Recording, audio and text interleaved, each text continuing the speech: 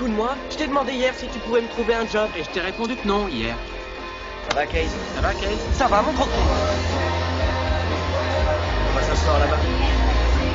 Alors quand je lui ai dit de se barrer, c'est tout de suite tard. Un vrai dingue. Alors, c'est ça. Ça, c'est un bar de Harvard, hein? Je croyais voir des équations et ce genre de conneries sur les murs. Je vais prendre une chope de la meilleure bière de la maison.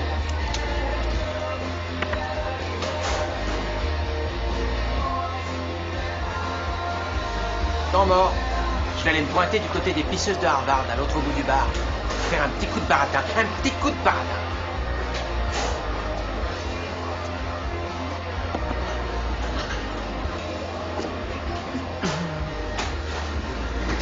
J'appelle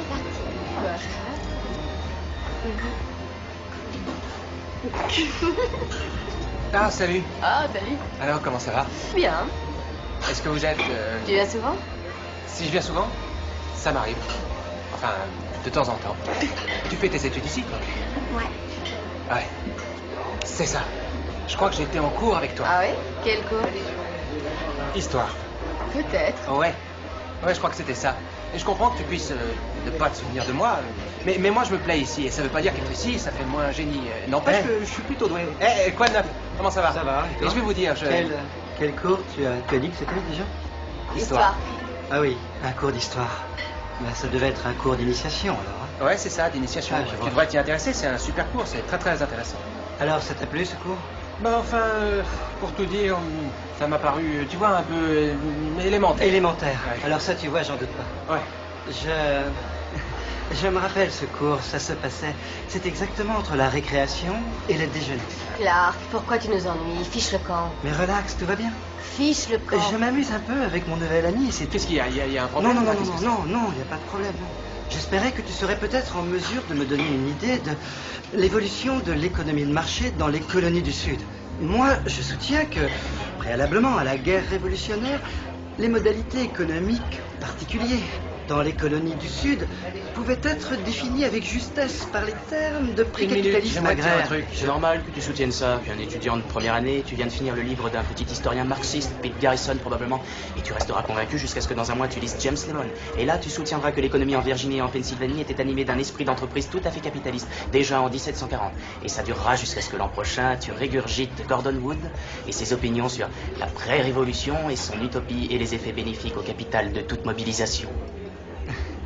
Je ne pense pas que je le ferai parce que Wood a tendance à sous-estimer l'impact des distinctions. Wood a tendance à sous-estimer l'impact des distinctions sociales fondées sur la fortune, en particulier la fortune héritée. Tu as lu ça dans Vickers? Travail dans le comté des sexes, page 98. Ouais, je l'ai lu aussi. T'allais nous régurgiter tous les bouquins, tu n'as pas une idée personnelle sur le sujet? Alors c'est ça ton truc, tu arrives dans un bar, tu délites d'obscurs passages de quelques bouquins et tu prétends que ce sont tes idées à toi. Et tu fais tout ça juste pour impressionner une fille et embarrasser mon ami. Ce qu'il y a de triste pour un type comme toi, c'est que dans 50 ans, tu vas commencer à penser par toi-même et tu vas découvrir le fait qu'il y a deux certitudes dans ta vie. Primo, t'es pas fait pour penser. Et deuxio, tu as paumé 150 000 $ pour un enseignement que tu aurais trouvé pour 1,50 $ d'amende de retard à la bibliothèque municipale. Oui, mais moi j'aurai mon diplôme. Et tu serviras à mes gosses des frites dans un drive-in quand je les emmènerai skier à la montagne. Oui, peut-être. Mais au moins, j'aurai ma personnalité. Mais si ça te pose un problème, tout ça, on peut faire quelques pas dehors et régler l'affaire entre nous. Non, vieux, il n'y a aucun problème. C'est cool. C'est cool? Cool. Ouais, tu peux le dire que c'est cool. Ouais, c'est ça, la ramène plus. Il en a dans le cigare, le copain. Merde, toutes les 3 minutes dans ce putain de bar, on tombe sur une grosse tête. Allez, à toi. Une autre tentative. On était là avec elle, tu vois. Égalité. Ça se passait bien. J'allais, enfin, on était sur le point de conclure l'affaire, mais là, Chuck, Billy a insulté une des filles et l'autre, la plus costaud, elle a dit que j'avais le front qui se dégarnit et que j'avais quelques kilos de trop. Enfin, tu vois, je l'ai envoyé chier. Je devrais tourner ma langue. Salut. T'es un vrai idiot. Quoi? T'es un idiot.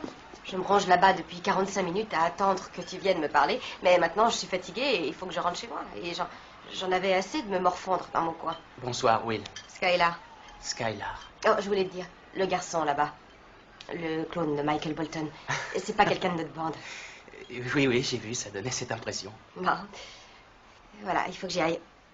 Il faut que je me lève tôt et que je gaspille mon bon argent pour faire mon éducation. Non, je disais pas ça pour toi. Non, ça fait rien. Voilà mon téléphone. Appelle-moi et on ira boire un café ensemble. Ah oui, d'accord. On peut aussi se retrouver et bouffer des caramels. Comment ça? Bah, réfléchis, c'est aussi arbitraire que de boire du café. Oh, oui, d'accord. Alors, salut.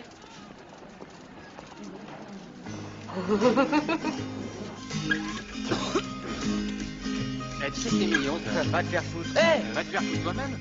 Voilà ça le con de crâne d'œuf qu'il a ramené avec ses attendez gosses un peu. qui vont skier. On Attendez. aurait dû lui filer une bonne trempe à ce connard, moi je dis.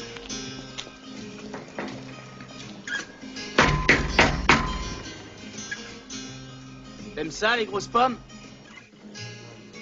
Ouais. Ouais. Eh ben moi, j'ai son téléphone. Alors ces grosses pommes, elles seront pour moi.